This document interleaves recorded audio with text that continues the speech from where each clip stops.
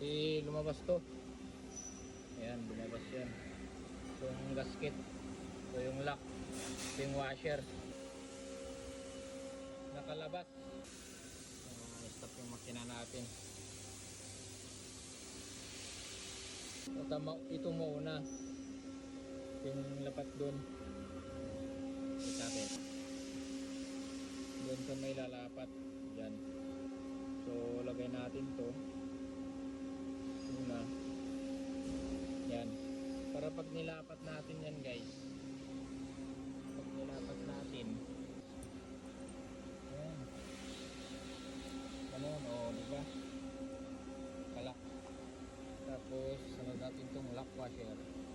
Ay, itong lock. Alright.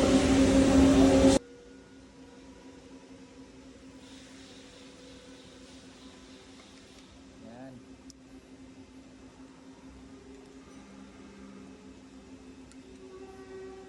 Pag ayaw pa, tatapalan na natin. Right. Tapos balik na natin to guys. Thread muna.